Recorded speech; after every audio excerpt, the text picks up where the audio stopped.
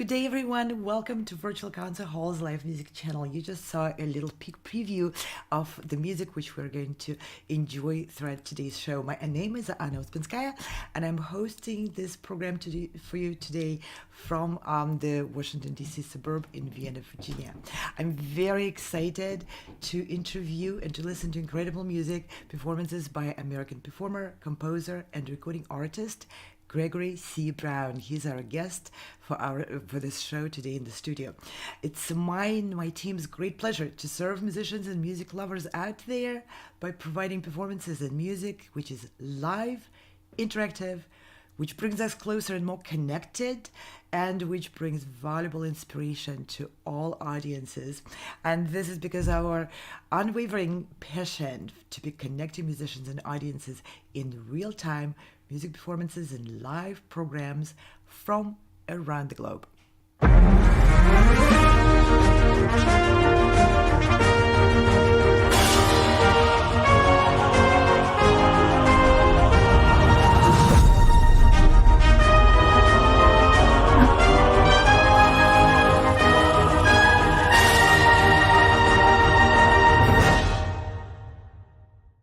This season is packed.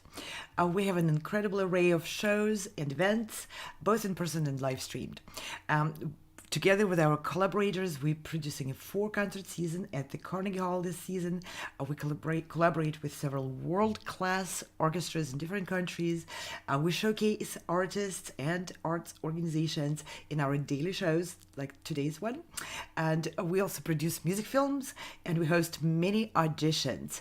Auditions are very important because that's our way to invite and to give an opportunity to many musicians out there to perform on the world-renowned stages with great conductors and wonderful orchestras all over the world. Let's take a quick look at what we have in store going on this season.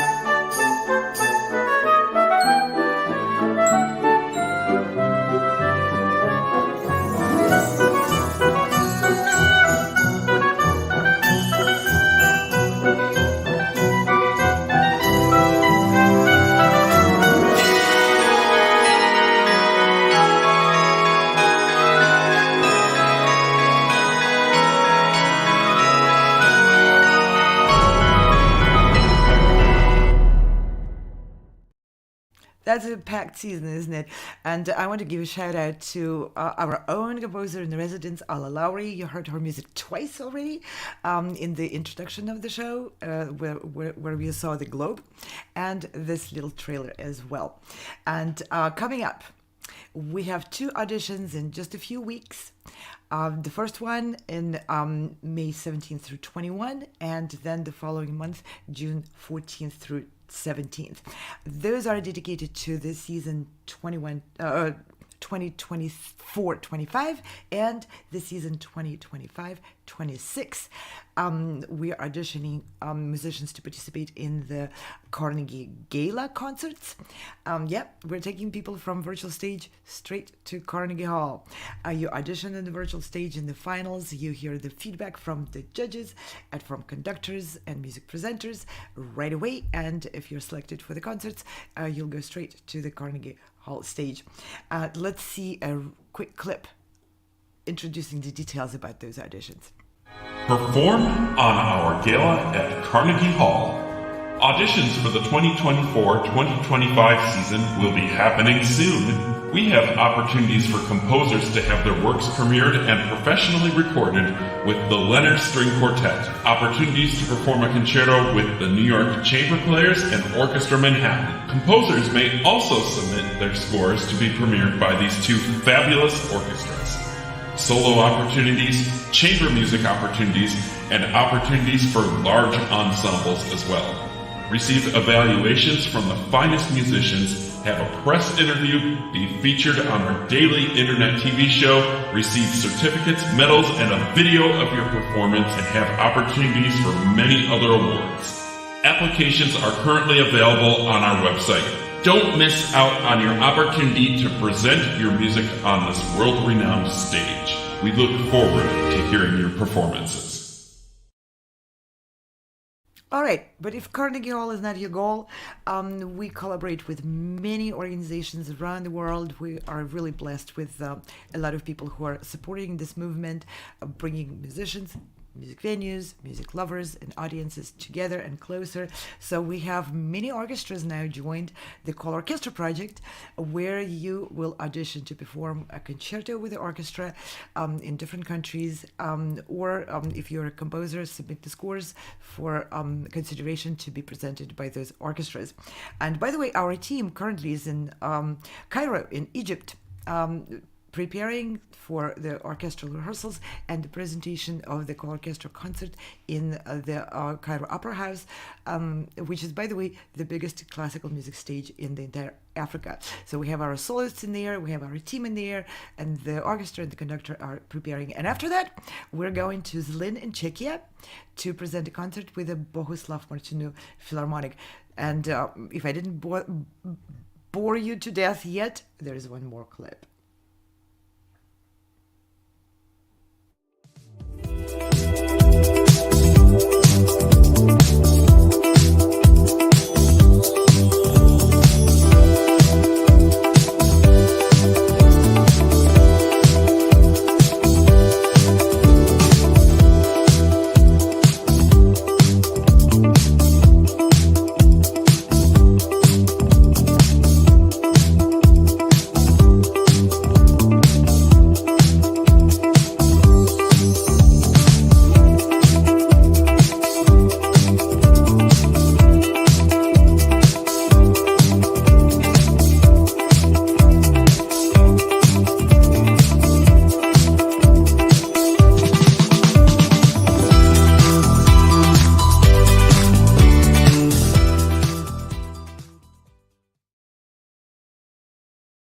So we also invite musicians, leaders of music organizations, educators, teachers, young artists, managers, publishers, music producers, everyone who has a real important impact on our industry of music and music entertainment and education, to our daily shows of music and musicians around the globe.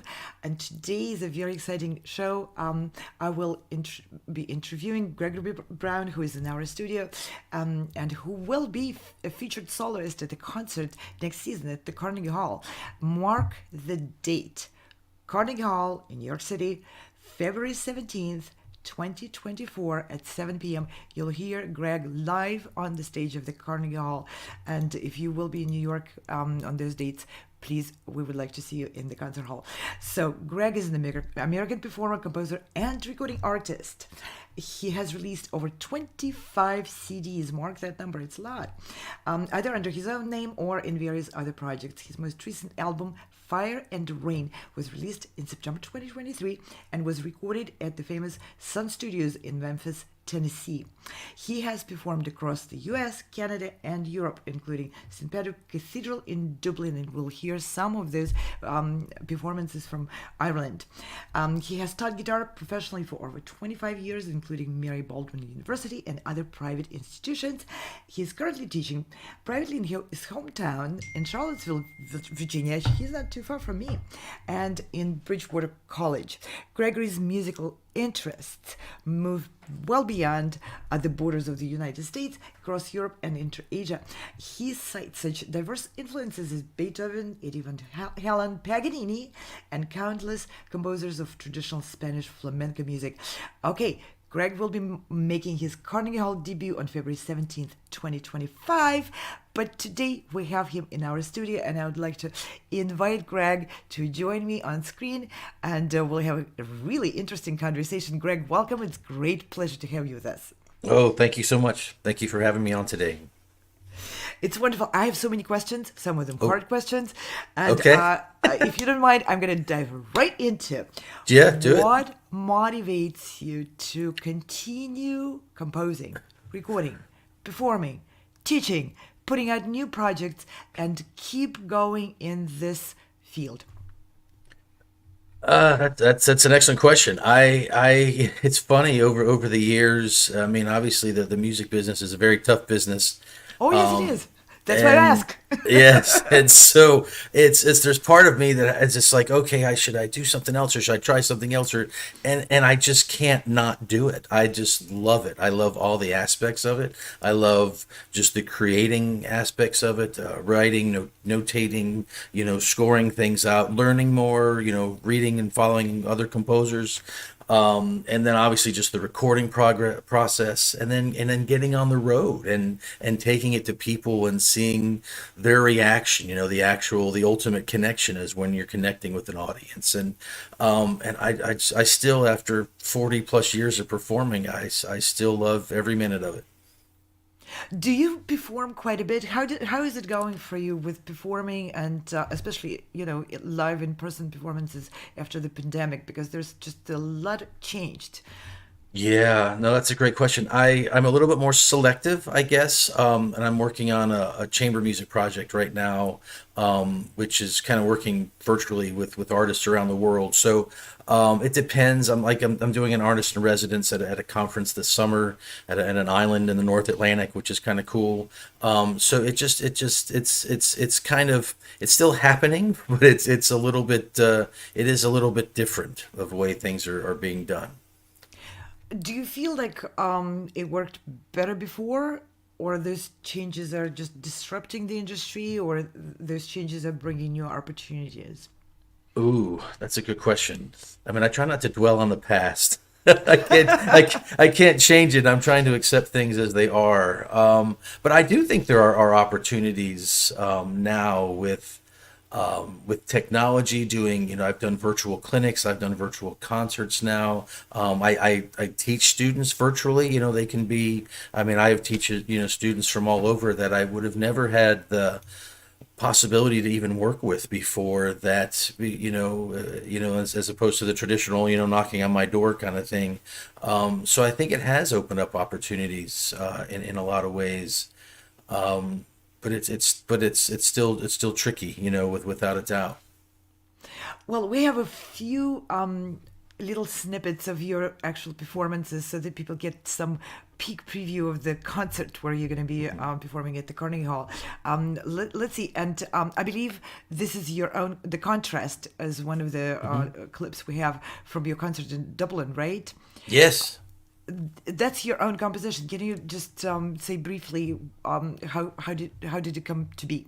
Sure, sure. It's funny. That was a tune that means a lot to me because it was written during the time when we had, where the writer's block kind of thing. And I remember I was at my aunt's farm in Central Virginia. It was like 40 plus acres, and my family went out, and I just happened to be, what you do, right? When everybody goes out, you're like, I have to practice. And so I was practicing, and literally this country storm came rolling through, and it was beautiful. And by the end of it, this piece came out, all the sections, and so it's kind of like a little musical, storm, I guess. Oh, beautiful. Let's hear it. Thanks.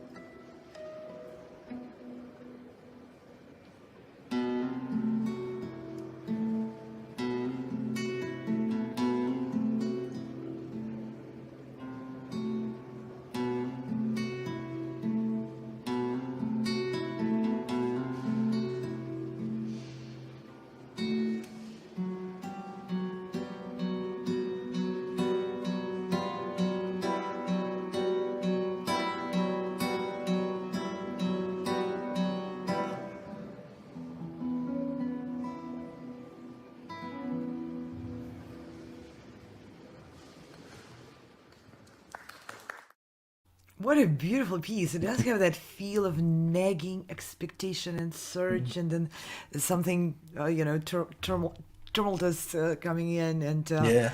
Thank yeah, you. how Thank would you. you describe your compositional style? Evolving. Oh, that's a great word. I'm going to steal it from you. Okay. Who am I? Okay. Evolving person. Yeah. It's because we're I always loved the over the years people would ask Ellington what was his favorite piece of music that he wrote, and he would always say the one I'm writing right now. And I was, as a composer, I always thought that was it. Because everything is, as an artist, is cumulative. It's everything's building, and so. Yeah, I don't know. I think I don't know. I love Duke's answer for sure, but I It's like a to great think answer. of, yeah, I think of just evolving. But you draw on many roots, compositional and performance, and I can see in your guitar technique, and you studied with like dozen or more great Sure. guitarists from very different styles Yeah. and backgrounds. Yeah, Yeah, I've been fortunate. I mean, being an American guitar player, a lot of us get introduced to the guitar through blues and rock and popular music, and I surely play those as well and enjoy that. And playing classical guitar is just another avenue in which I express myself, and so I love it. But yeah, with classical music, I mean, I love, Tan Dun's music from China, or I mean, the flamenco stuff, the Spanish music is fantastic. And obviously, I mean, Italy, I mean, Ireland, I mean, all of it. It's just that each one has its own, it's like a buffet. There's so many that's right. great things everywhere, that Yeah, you can that's so kind of pick from. interesting. People don't tend to cook bad foods or make bad music. Right. I guess it's just not worth the effort. Yeah, for sure, for sure.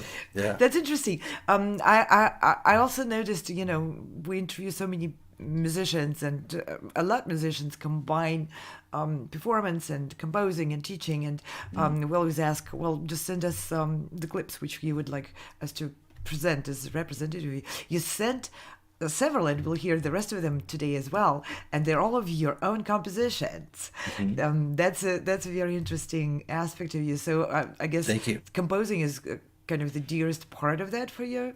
Oh yeah, huge. It's huge. I mean, there's still nothing. I don't know. Just writing and exploring, harmonic possibilities and expressions, and like I said, I've been doing this for a long time, and there's still tons of stuff I want to do, musically, and things to explore, and it's yeah. No, I love it. I love it.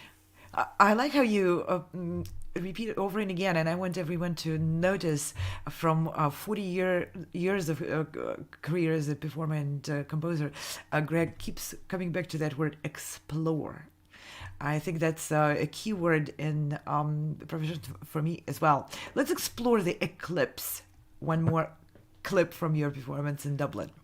Thank you.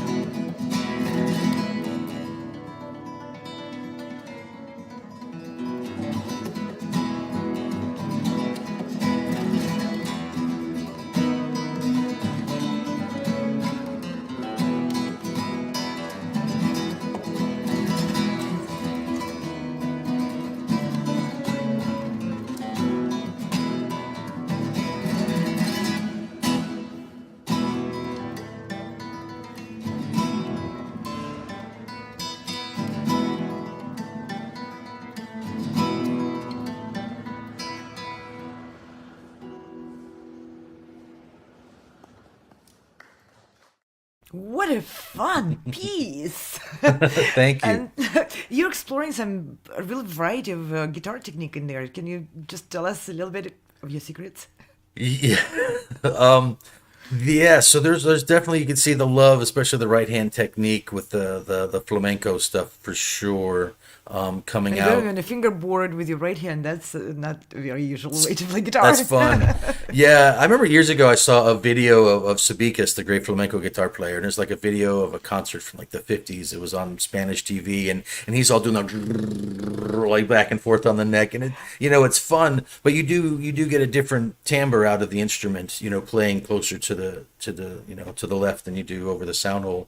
And there's pizzicato stuff going on. There's even some blues stuff going on. You got a lot of seven chords, and arpeggios going on.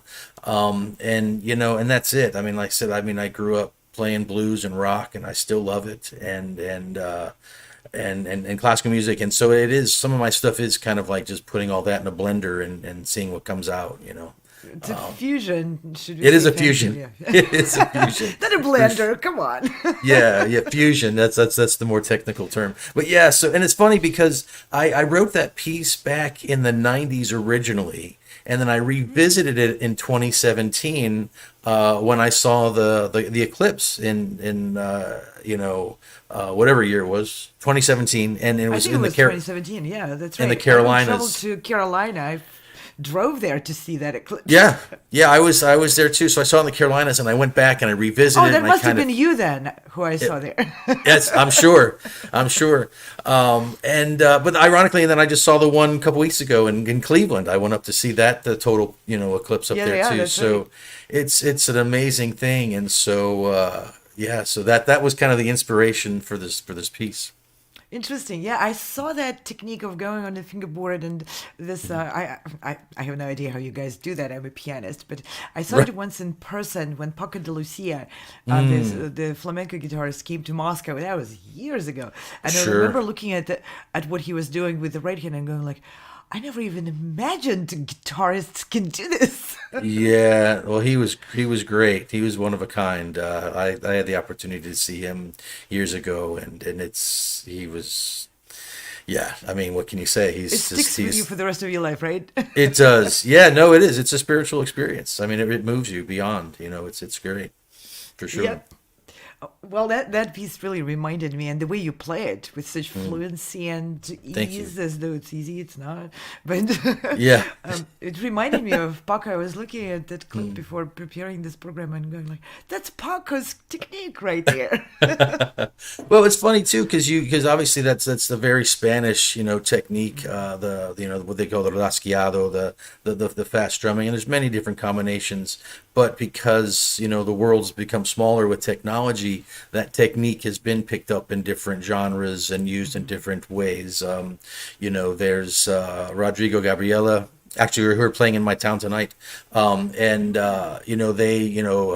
Gabriela uses a lot of that right hand flamenco, Spanish, technique stuff. Nikita Koshkin, you mentioned Moscow. Nikita uses that in some of his pieces as well. It's fantastic. It's expressive. Yeah. It is. It's very cool. Well, and I think that's too, and I think that's what hooked me too, is coming through learning classical guitar with a rock background, because it's a very rock attitude kind of thing, to have coming out and to play that. I was definitely attracted to it.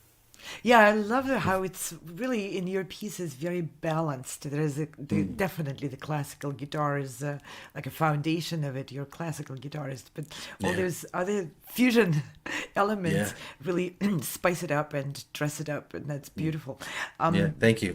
I have more questions before we go Please. into those. I'd like to hear one more piece, Prelude and Romance, also from the same concert in Dublin.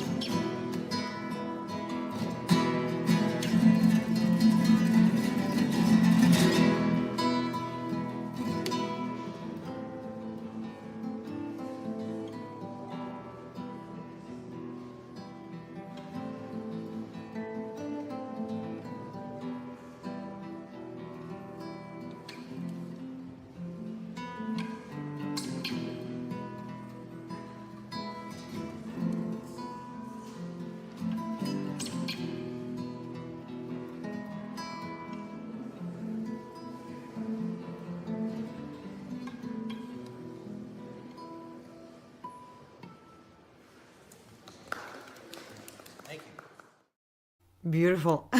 What a great Thank you. piece. Thank you so much. Yeah, listen, Greg, I have some questions. You mentioned earlier in the program that you stick with the music and this field despite the fact that it's not the easiest one to navigate. And it definitely is. So I've read in your bio that not only you're a musician, you also have a degree in business. And Yes. I'm just wondering if you tap into that degree or other experience or some approaches. How do you approach the struggles and challenges to overcome the obstacles in on your path as a musician? Yeah, that's an excellent question. It's not really tap into. It's got to be free flowing the whole time. I mean, it's I'm constantly dealing with and being aware of themes and changes in the industry. Be it streaming.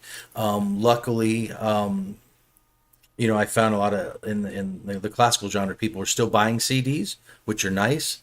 Because that's a lot more lucrative for an artist than streaming. Streaming is usually about a third of a cent on average per stream, so that's not a lot of money. And I also look into you know. Mechanical licensing stuff for I've been fortunate to have music put in film or TV and things like that. That's also a nice lucrative. I mean, you have to, as a modern artist, you have to either you or have somebody working for you that is kind of juggling all the balls to look at different avenues and revenue streams and things like that. It is, I mean, it is, the end of the day, it is it is business. So it's the bills come. It doesn't matter. The bill collectors won't take sheet music for payment. You know what I mean? That's true.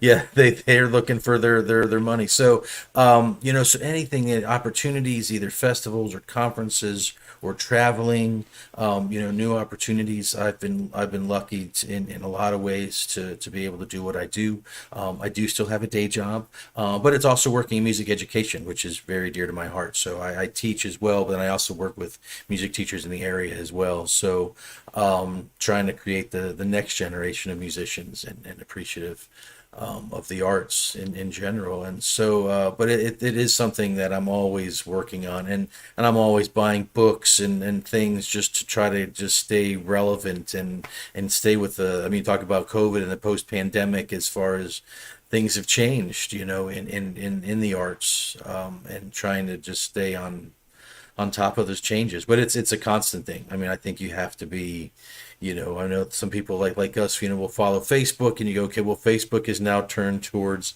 kind of like the 40 and over crowd. And so if you're trying to get younger generation, so you have to be aware too of all the demographics that are involved with each of the social media platforms. And it's it's a challenge. It's like a full-time job in itself, but at the end of the day, it's, I can write a piece of music and perform for my fish, but it's not really the same, experience, So if you want to get out and play with people and get as much exposure, and share your art with the world, it's kind of a necessity. I found, at least. Well, you have a business mind. Obviously, you went for one of your degrees as to the business school, and I'm listening to every word you say because it's just so important, and it's very true. And a lot of times, you're not going to hear the blunt truth about what it takes to be successful in the music field, and that's what you're exposing. That it's not just focused on the notes and sheet music. Like you said, you can't pay the bills with sheet music. Is that a good thing, you think, for musicians to be sort of thrown into the waters and to have to swim larger pond than the music itself?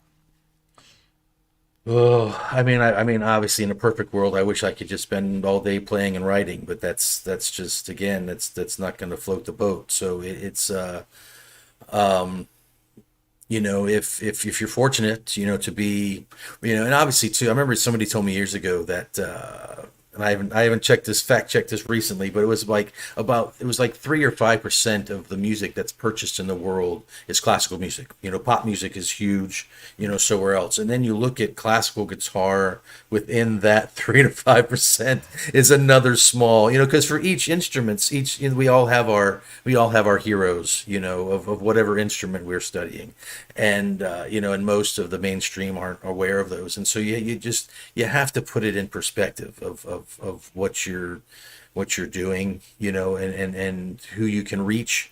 But that also makes it a little nicer too, that you can make a huge impact, quickly, if with putting in the right time and get notice.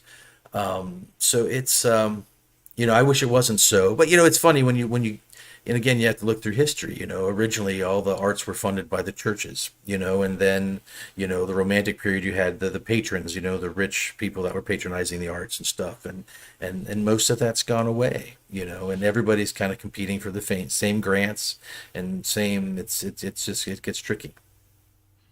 Interesting. So, what do you think the aspiring young musicians who want to dedicate their careers to the music because they feel that's the gift they have and that's the path they want to take? They're in school. They'll be out of school very soon. What do you think is the most important thing for them to understand so that they're not thrown out of the school disoriented and hoping for a patron or a church to come from the 17th, 18th century, pick them up and make their life, all lush and glorious? Right.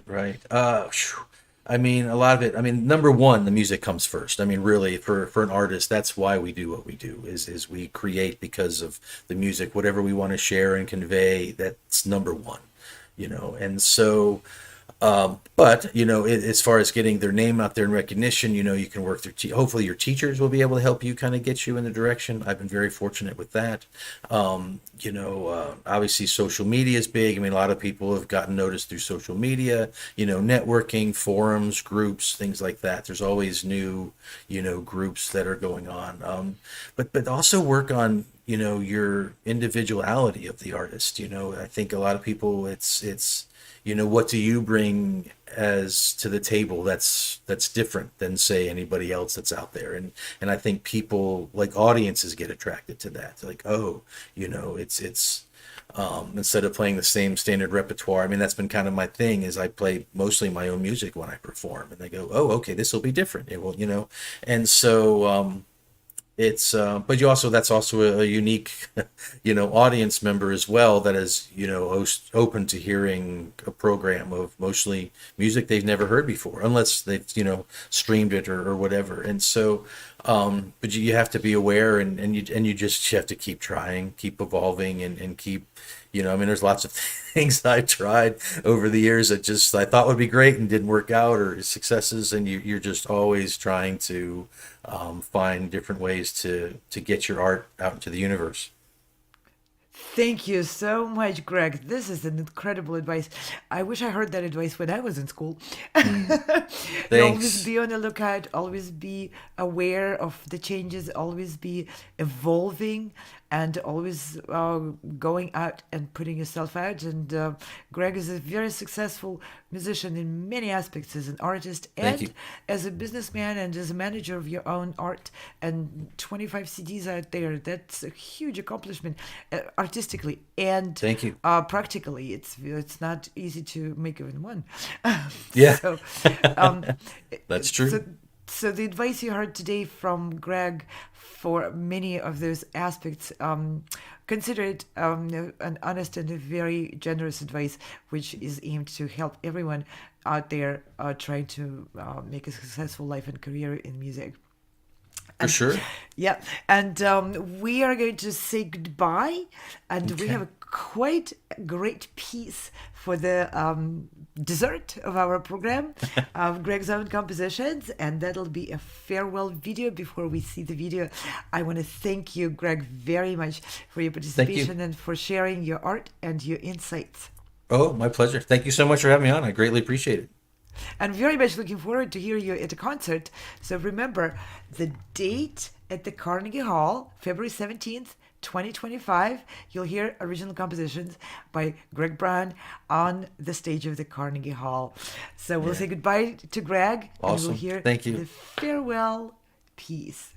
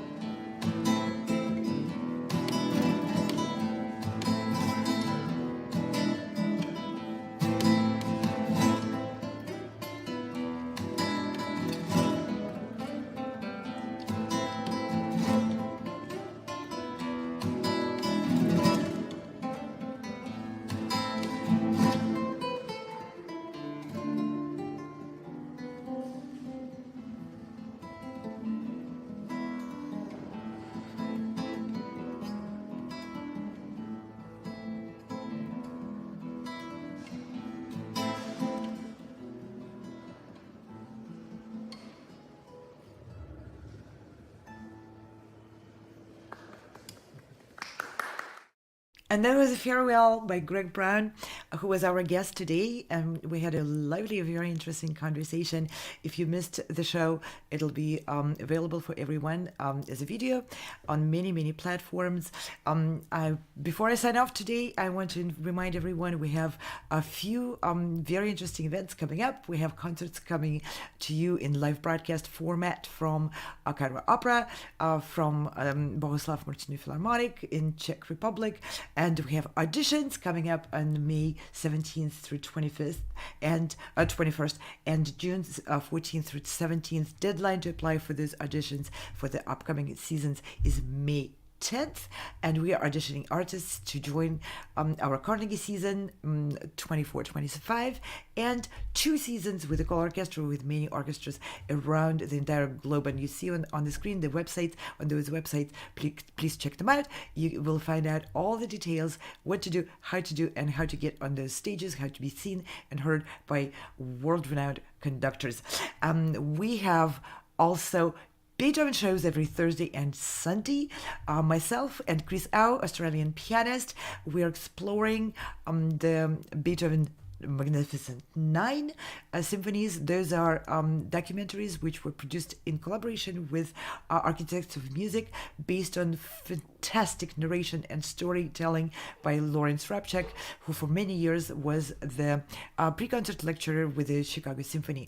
Now you can hear his absolutely incredible lectures and see those films together with us every Thursday and Sunday. And I want to thank everyone, all of our collaborators, organizations, companies, artists, publishers, music producers from around the entire world. You see on the screen so many logos. These are not just pictures. These are people and communities which join us, which help us. They bring their expertise, energy, their resources to continue to promote music and connection between artists and the audiences, and between artists themselves. And I want to thank our absolutely incredible team of virtual concert halls behind the scenes. These are musicians, TV, internet TV producers, graphic designers, hosts, scriptwriters. Thank you all very much, and special thanks go to incredible pianist Frana Rusinovic, who was our director for today's show. And I want to thank also again Greg Brown, who joined us for this show. We are on just about every major platform. If you missed us on Instagram, go to Vimeo or go to YouTube or Twitch and so on. And we are on 50 plus channels and platforms in various countries. Check us out. Send us a message, get in touch. We would like to make a connection with you. And with that, thank you very much. See you tomorrow. No matter where you are or who you are, music connects us all. We started with a dream, but now we are paving the future. Welcome to the Sound Expressiva Global Competition. Fully virtual, yet bringing musicians closer together than ever before, now on a global scale. True live, inclusivity, diversity, connection, community. An extraordinary array of judges. Get noticed by companies all over the world. Prizes, scholarships, performance opportunities. Apply to be a part of the most exciting congregation of artists like nothing you've ever seen before. We guarantee quality and leave no musician behind. We can't wait to hear you on the virtual stage.